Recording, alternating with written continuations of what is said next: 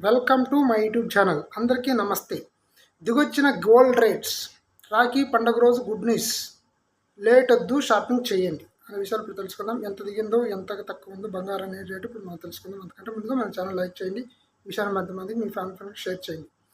వారం రోజులుగా నిరంతరం పెరుగుతూ ఉన్న పసిడి ధరలు సామాన్యులను తీవ్ర ఆందోళనకు గురి చేశాయి. అమెరికా ఊహించిన స్థాయిలో టారిఫ్స్ ప్రకటించడం, ప్రధానంగా సేఫ్ సెవెన్ పసిడికి రెక్కలు వచ్చాయి. సేఫ్ హేవన్ పసిడికి రెక్కలు వచ్చాయి. దీంతో రాఖీ పండుగ రోజున శనివారం రేట్లు తగ్గడంతో చాలామంది తమ షాపింగ్ చేసుకునేందుకు ఇష్టపడుతున్నారు. కానీ స్థానిక మార్కెట్లో రేట్లను పరిశీలించడం కూడా ముఖ్యం. 22 క్యారెట్ల పసిడి ధర నిన్నటితో పోలిస్తే 100 గ్రాములకు గాను నేడు 2,500 తగ్గింపు చూసింది.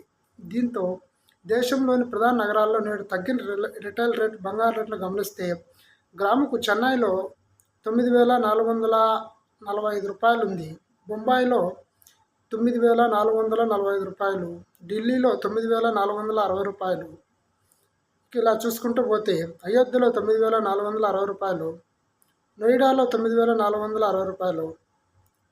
అలాగే ఇదే క్రమంలో 24 క్యారెట్ల పసిడి ధర నిన్నటితో పోల్చితే 100 గ్రాములకు నేడు 2,700 తగ్గింపు జరిగింది.